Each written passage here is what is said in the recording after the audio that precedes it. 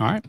We're live. Hello, and welcome to the RDU Buzz, where we talk about all things Raleigh and Durham. We are back live after about a year-long It's been a hiatus. year. It's been a year. So we appreciate all of you that are tuning back in or watching the replay later, and we thank you for being patient with us while we adjusted. Our youngest just had his first birthday Yeah. party this past weekend, and so we're finally kind of like getting back into some rhythms and routines. Yeah. So we're excited to start doing these again in the evenings, hopefully like every other week. So Yeah. I think the plan would be to do these every other week on Mondays instead of Thursdays. Quite a bit difference, yes. compared to how we used to do these. But yeah, the schedule just got tight with the youngest and weren't able to pull these off. But hopefully we're back to a more consistent schedule as we go forward. But anyway, got some good stories. Hopefully got some good stories for y'all tonight to go over, and start with some local stories, and then we'll end it with some real estate related topics. But we'll kick it off. Goodness, it's been so long since we've done these that there's been so many big news stories that popped up, and I didn't want to cover all of those in hindsight, but there was every one story from the last year. Well, no, I don't mean every story from the last year. But I did want to pick out one that was recently a larger story that I thought was a really big deal, and we'll talk about that. And we may talk about another one next week. But the first one I did want to talk about was this whitewater center, and actually, so we talked about the potential of a whitewater center on this podcast a while ago, like a year ago, because it was a rumor at that point, and it's still like a proposed thing, right? It's not a guaranteed, or no one really knows what it's going to look like at this point. But anyway, let me share the article. And I'll probably, if our camera, we bought a new camera and it looks so dark, like it doesn't, like our lighting is not what it used to be. It's like our lighting in this. So by the way, if you are watching live, or if you are watching after it is complete, make sure to put in the comments where you're watching from.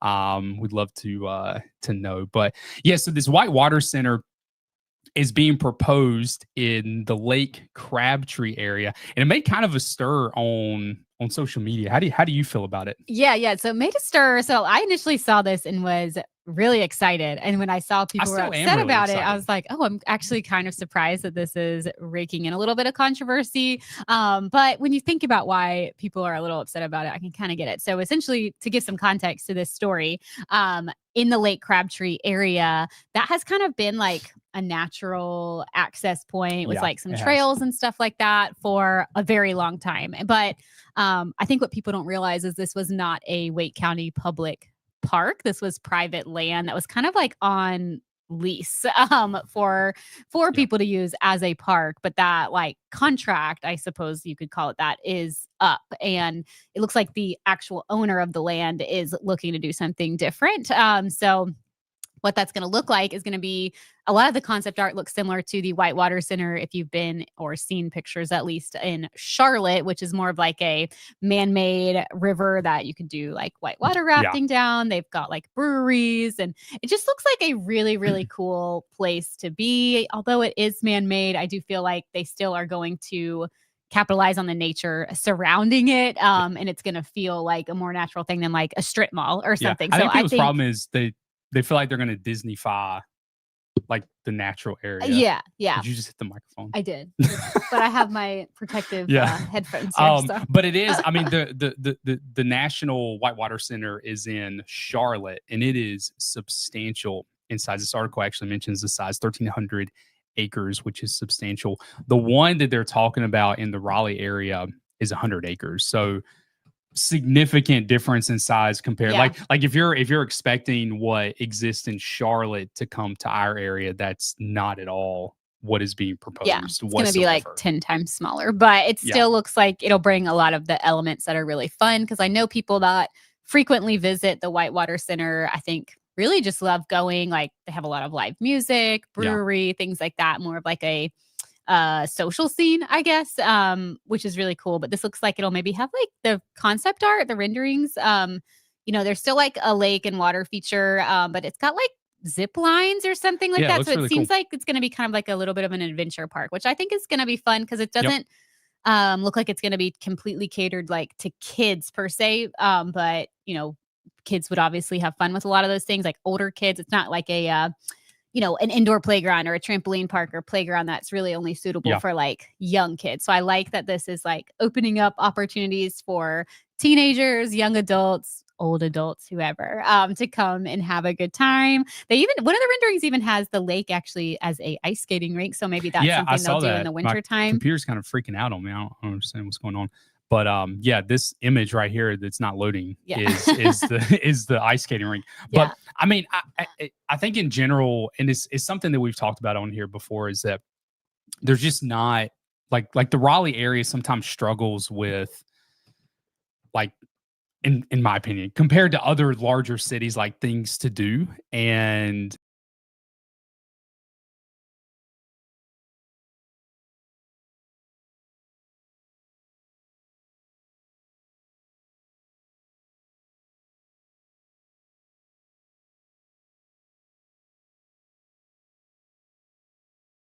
Oh, you took us off. You Oh, removed my apologies. it's like we're trying to rookies fix at the this screen. again. We are rookies at this again. Yeah, it's Apparently literally I like muted it's us. like we're rookies. Yeah, we kind of are rookies. Yeah. But anyway, I like stuff like this it's stuff that Raleigh has, I think, been missing and in need of. So, just things to do, like entertainment things. Because if you don't have like a large professional sports scene or anything like that, like it's I think stuff like this is really good. Yeah, So I agree. yeah. Anyway, but it has been kind of controversial. But I get that. I get the controversial aspect of it. So interesting article on Triangle Business Journal as well, talking about the wealthiest zip codes in Raleigh. I'm trying to pull it up here. Our internet is just it is so stinking slow right now. Yeah. So none of these really surprised me. One was the number one wealthiest zip code in Raleigh was 27608. The second was 27605, and the third is 27519. Did any of those really surprise No, you? I mean the rank. It's the article kind of states like where they fell the last time this was done compared to this time. 27608 didn't move. It was number one again. However, the second one went up 7 spots, which is kind of interesting. 27605 increased by quite a lot, but 27608 doesn't surprise me. That's like that historic part of downtown Raleigh. You've got like Hayes Barton, like multi-million-dollar historic homes, some new homes in there. So that's definitely not surprising. That's such a beautiful area to drive through, or if you're lucky enough to call it home, like that is a beautiful area. So that's not surprising at all. 27605 is definitely made some big jumps there. So I wonder if that has a lot to do with maybe 27519 doesn't surprise me either. That's West Cary. So that's, I mean, there's a lot of, you think about West Cary, there's some substantial, like high priced neighborhoods over on that side of town. So these are not surprising whatsoever. I think I am surprised that and I'd be curious if it actually, I was going to see if it kind of expanded out, because I am surprised there's not like a Chapel Hill zip code on here, especially with like the governor's club area. Well, it might only be doing Wake County on this particular one. That's true. Yeah. We got a question from Mike. He says, when it comes to the market, and by the way, feel free to throw your questions in here. That's the whole reason we're doing these live again. So we did them pre-recorded for so long, but we lost like that element of engagement that I kind of missed, of people being able to ask questions and us being able to engage in real time. So anyway, when it comes to the market, is it basically exclusively in the state? Hold on, let me share your comment here. Is it, when it comes to the market, is it basically exclusively in-state natives and Northeast transplants? We've heard the Apex Cary don't really have a Southern feel. anymore? Um, that's a good question. Yeah. So our area is very transplant heavy. I think that's 100% true. If you were to ask, I mean, this is not like there's literally no data behind what I'm about to say, but if you were to ask like 10 people, where are you from? I think probably 8 or 9 of those 10 are not going to say our region. And I think 1 or 2 may be like, I was born in Raleigh or I was born in Cary. I'm one of those people. I'm from the Charlotte area, North Carolina, but Cindy's legitimately one of the few people I know that was actually like born and raised in the area. So it is very transplant heavy. I don't know. I mean, I think I don't know if I would say it doesn't feel Southern anymore. It still feels very Southern. Yeah, I think it to depends me. on your depiction of Southern. If you Yeah. mean like farms and rolling country hills, like not really, not in Cary for sure. But there are definitely going to be more rural sections, but not like Yeah. right within the city limits generally. If you mean Southern by like kindness and a slower pace of life, I think that's still, It's still true. it's true to It's this still area. true. Like Yeah. this isn't a bustling like urban metro. I feel like it's still, it's very suburb. And I do feel like pace of life here is slower than like DC or Atlanta or LA or For something sure. like Yeah. that. Or even Charlotte. Yeah, or even Charlotte, like Yeah. much less traffic compared. Charlotte's traffic is horrendous. I don't like visiting at all. Yeah, no. It's just it doesn't matter what time of day it is. I feel like here, you have traffic in areas, but it's really more like commute traffic. Whereas in Charlotte, I just feel like it's just traffic all the time. But yes, I feel like if you want to be around more people that are from this area, not going to Apex or Cary is probably a better idea. That's definitely like where a lot more people I feel like transplant into when they're moving into the area than like Raleigh per se. I mean, as a local, and I don't mean this in a bad way or anything, but growing up and still like everybody calls Cary Cary the central area for relocated Yankees. So there's a reason types exist for a reason. That doesn't mean it's a bad thing. But I think just in general, Cary has always felt like that way, even when I was a child. So I feel like it's always kind of had a reputation of being a place where a lot of people relocated to because of its proximity to RTP and like a growing economic scene there. And I think that still continues to be true today. A lot of people move in from out of state for jobs in RTP, and Cary is just a really good place to live for that. Yeah. No, that's a great question, though. That was a really great question. Then we've got Sam Adams. I'm from Maryland. Let me share your comment here. I'm literally relearning how to do the system like in real time. I totally forgot how to use any of this software. It's been so long. It's been I think 6 months since our pre-recorded live, and it's been 12 months since actually doing it live. Yeah. So Makes sense. Sam anyway, said, I'm from Maryland and plan to move to Raleigh soon. I'm going to be visiting the first week of October. I've reached out to 3 realtors and only got response from 1. Ooh, wow. That stings. I don't think you've reached out to us because we would never leave you hanging. hopefully we weren't one that. Hopefully not us.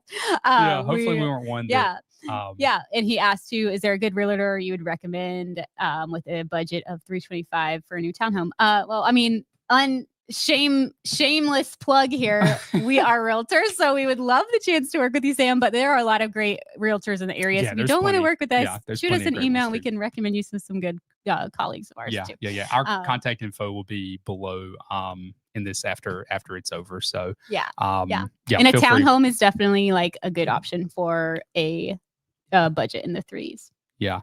And then Mike clarified, said, I'm in Southern based on hospitality, ma'am, sir, community, just general cultural touch points. I figured Zach was Southern based on his accent. Yeah. But didn't know from if he was from North Carolina. Yeah. Born and raised North Carolina. But yeah, I think I would say our region is still Southern. I mean, not like small. I was actually telling Cindy the other day, there was a funeral procession and the cars pulled over on the road and stopped. And I was actually kind of surprised because I've seen it to be the opposite here. And like that was something like that was kind of that like, and I don't know if it's just like was like strictly a Southern thing, but I remember as a kid kind of grew up in a smaller town, like people would literally like all traffic would stop, the road would stop, like the funeral procession would go by. And I was shocked that still happened. I don't think it happens commonly here, to be honest with you. So I'm not trying to like paint a picture of something that doesn't exist, but I was just shocked that it literally all the traffic stopped. Yeah. And It's that nice. that was like that southern element that I just remember as a kid. And it is still present here. So. I do feel like the hospitality, like kindness, like manners and stuff like that, I do feel like that still rings true in most of the area. Of course, you're always going to find people that are rude anywhere you go, but I think generally I definitely feel that we have a culture here of kindness. And I agree. Definitely, I agree. Great questions though. So moving to the next story, the owner of I know I mentioned how Raleigh does not have a lot of professional sports teams, which is true. We have the Carolina Hurricanes. That's it. But the owner of the Carolina Hurricanes is pushing really hard to bring a Major League Baseball team here.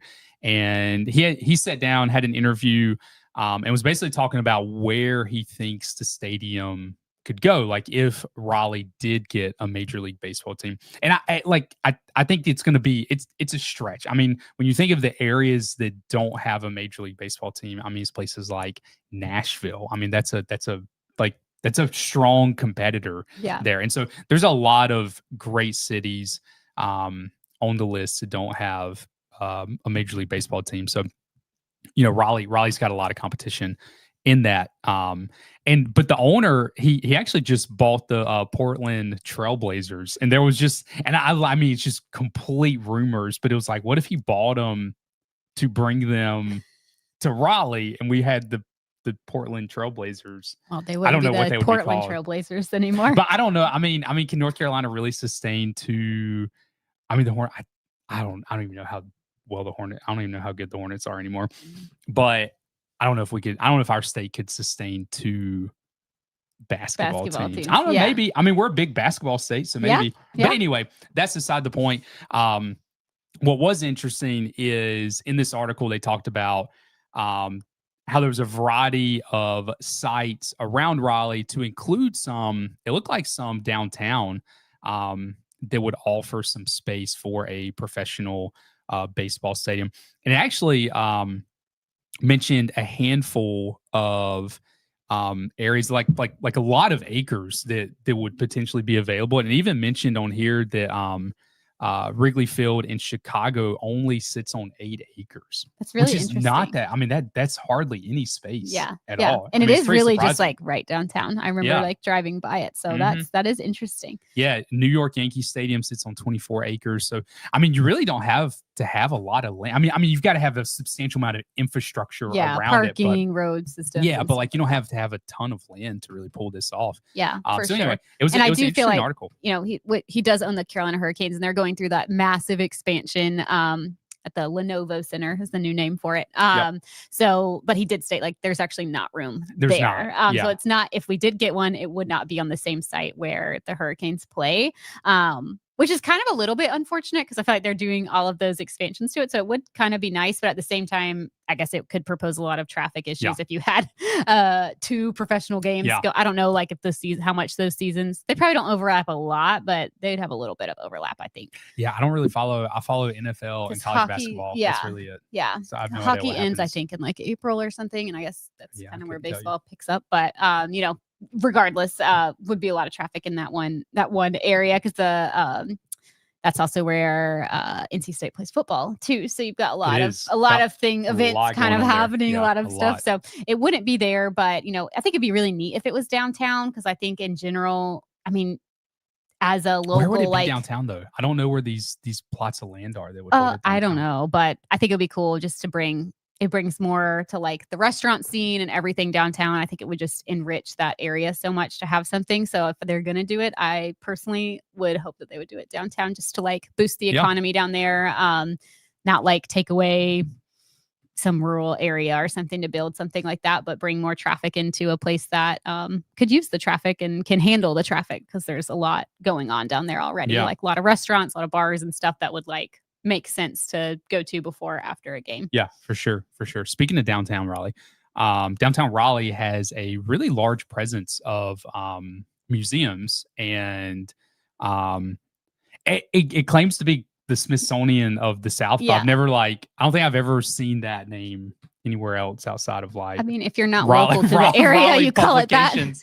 Yeah. That's just when you go, like, the city of Raleigh has to call itself that. There are a lot of but museums, though. There are. You have, but it's not like anything compared to, DC or anything like that. But there was, you've got the Science Museum, or I guess they call it the Natural Science Museum, and then you've got the Art Museum, and then the History Museum, and which is going through what's really cool is that there's substantial. The two downtown, the Museum of History and the Science Museum are free to get into, which is really cool. So definitely take advantage of those when you are in the area, because when you don't buy a ticket, I don't feel like you have to spend the whole day there. Like you could just meander around for a minute and leave. And there's a kids museum downtown. I don't know did you mention that? No. Okay. Yeah. Marvel's Kids Museum. So much really fun. Yeah, it's nice. That one's not free, but it's not that expensive to get into. So definitely worth it if you're visiting or anything. But yeah, the Museum of History, it's going through like a huge renovation, and they are going to close it for like 2 years. It's crazy. Yeah. And the guy who said I missed this when I was looking at the article earlier. It's actually fascinating. The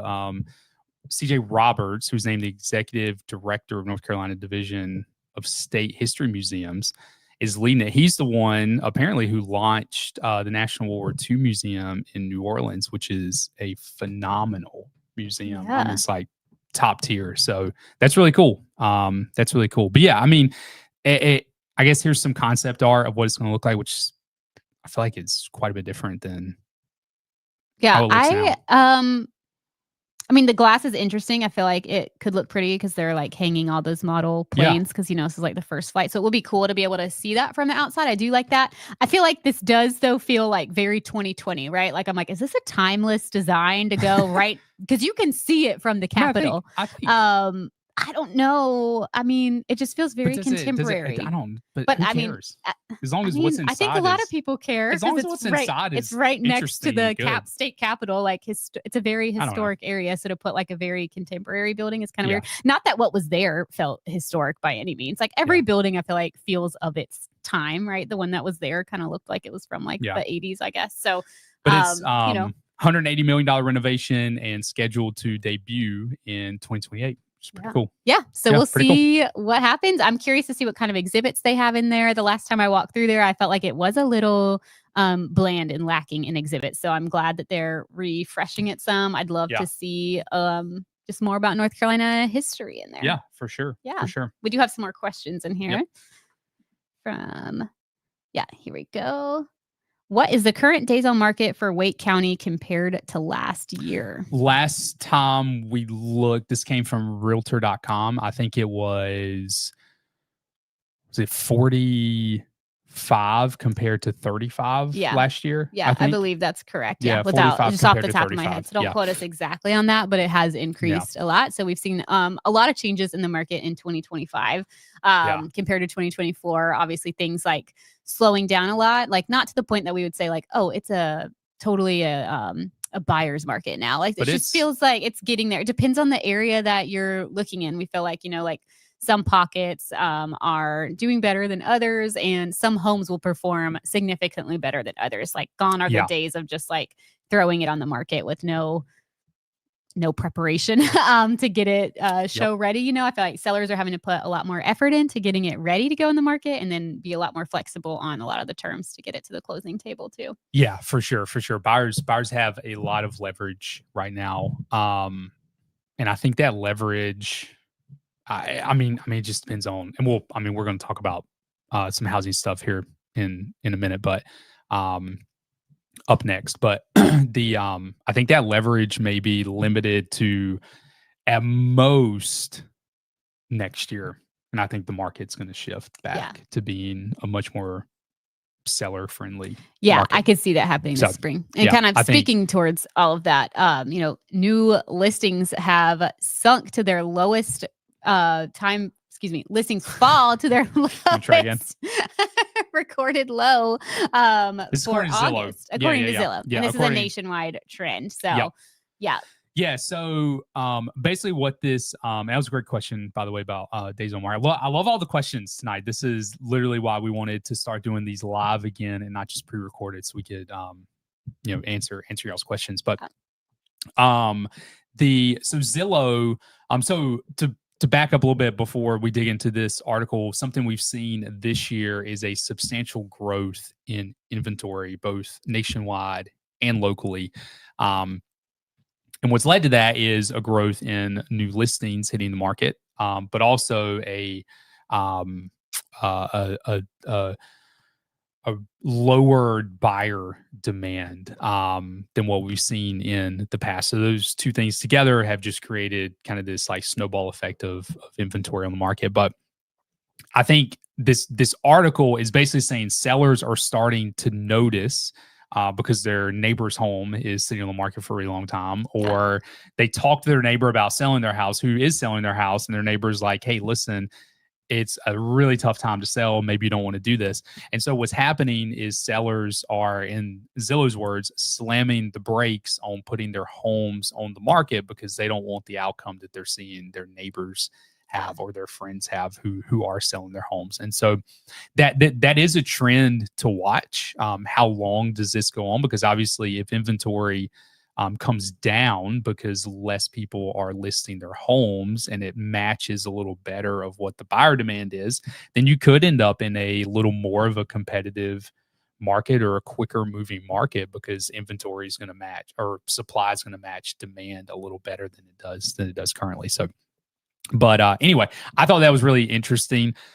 In our region, this isn't necessarily true. I was looking in the MLS. I don't have the MLS pulled up now to share. I should have pulled it up, but this isn't necessarily true in our area. But we do typically see new lists. So inventory in our region typically peaks like September, October, roughly now.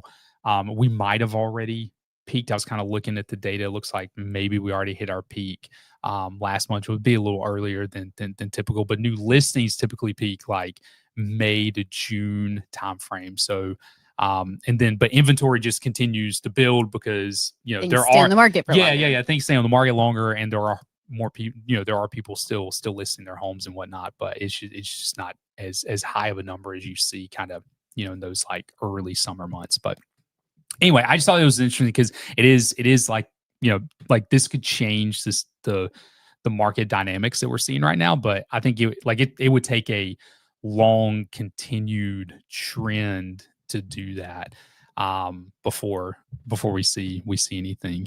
All right, we got another question. Jake said, where would you say the rent is rising the fastest? Like, are there places in the Triangle where a couple could get one bedroom apartment for $1,800? I think you definitely get a one bedroom. Yeah, definitely apartment. A one bedroom. Probably anywhere in the Triangle, to be honest with you, like any of the towns that you wanted to live in. That shouldn't be too hard to find. We're not in the rental market. Yeah, we're not in the rental market. So we are not like experts on that, but definitely from what I have heard from people, I think that's kind of feels like an average for a one bedroom around the area. And it depends, obviously there's some of those newer, more modern complexes are going to like charge a higher rent. So it just depends on what you're really looking for. But I don't think you're going to have trouble at all finding an apartment in Raleigh or Durham.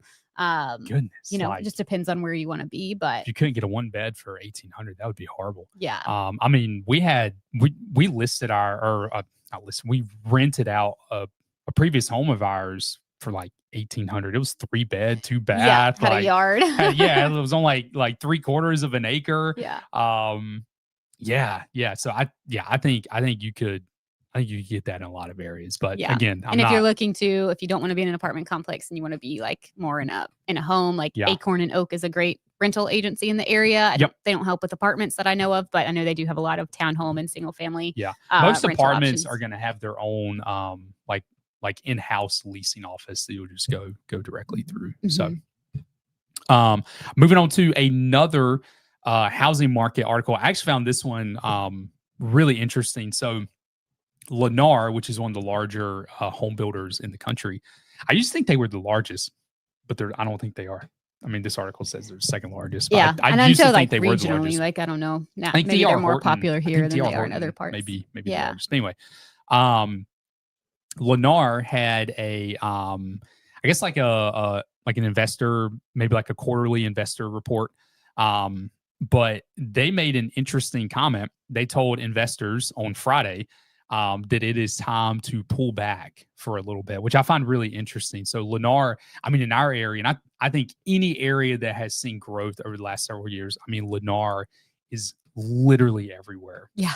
Everywhere. Yes, so Like, many. I feel like half the new construction sales we yes, do I are mean, Lennar. Like there's a lot of it is Lennar. unreal. They're everywhere. And so, but Lennar is seeing the market. This is another interesting thing that was in this article on Resi Club. But Lennar's incentives, this blew me away, are the highest they've been since 2009. So in the aftermath of the housing Crazy. crash, that's the last time Lennar has offered the level of incentives they're offering today to get buyers in the door to buy homes. And so that just kind of tells you a little bit about the market. I know we had the question about like days on market.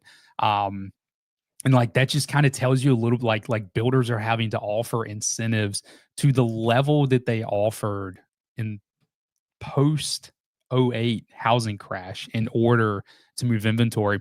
And it's just at a point now where Lennar's like, hey, it's time to pull back a little bit. The bad news for this is obviously the housing market is cyclical, right? And so like we're in a dip now, but we're going to come out of the dip at some point, and we're going to come out of the dip. I mean, this is my fear, right? When builders slow down building, you come out of the dip without enough inventory to handle the demand that exists, and you kind of end up back in a place that you don't want to be, which is a hyper competitive market. I don't think we're not returning to anything like the post-COVID market. Hopefully in our lifetime ever. Yes. I don't have enough energy for that. It was horrible. It was horrible. I literally, I probably think about it like once a month. I was like, what a terrible time. What a terrible time. Things were just moving so fast. But anyway, I do think it's important that America's second largest home builder is like, hey, it's time to pull back.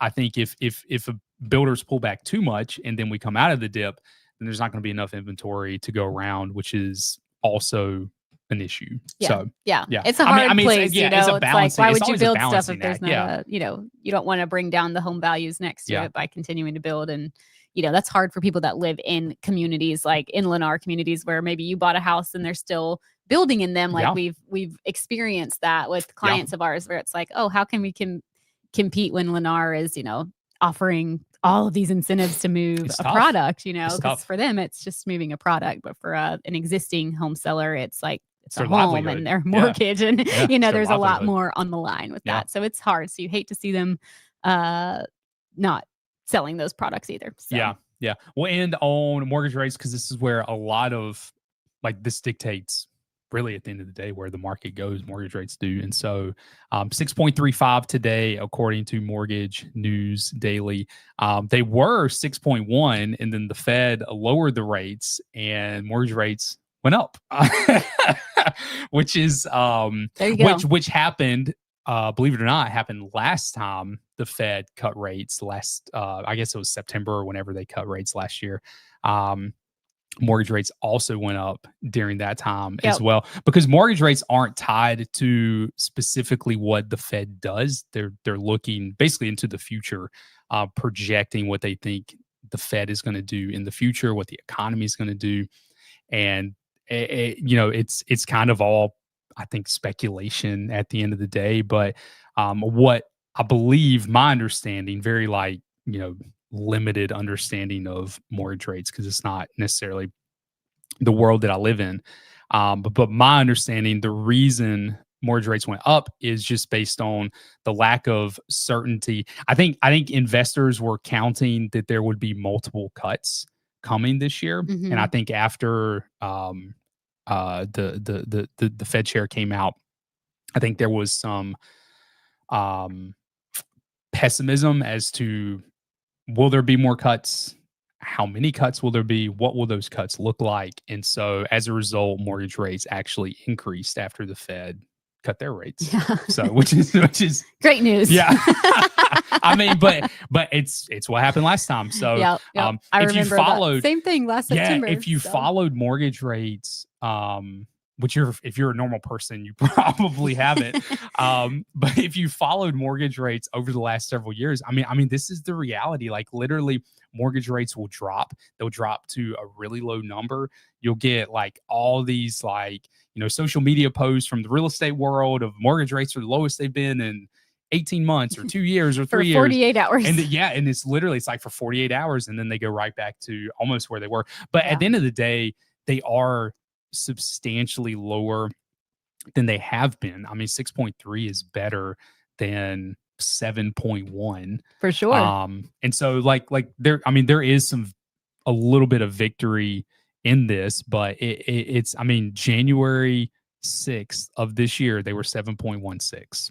And now we're 6.35. So that's a big difference. Yeah, like that's a big sure. difference. And but I don't think for the average buyer that's waiting for mortgage rates to come down before they enter the market, I think is probably going to have to move a little bit more in order to move the market some. But these things dip into the fives. I think it's the days on market are going to go down, competition is going to go up.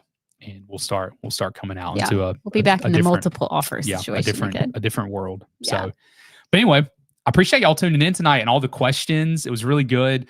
Doing these live is so much better than doing them recorded. Is just, it feels weird. Like you're just sitting here, you're talking to yourself. Like there's no one to like engage with.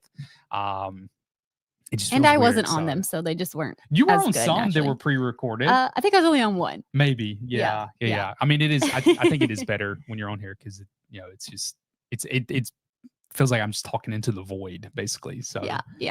Well, we're glad to be back, and really we thank appreciate you y'all all for tuning in live. That were here with us live, and those that are watching the replay later. If you do have questions, feel free to shoot them in the comments. We will answer those even after the fact this is over. And we'd love to touch base with any of you looking to buy or sell in the area. So feel free to reach out, and our contact info is below. Yeah, for sure. And again, we're planning on doing these, I think, probably every other week on Mondays. That's the plan. And we'll remember how the software works. And I want you to sell out in the beginning. I don't know. We'll see. We'll see if we remember how everything works. It felt like a newbie tonight. But anyway, appreciate y'all tuning in and see y'all next time. All right. Bye, y'all. Have a good week.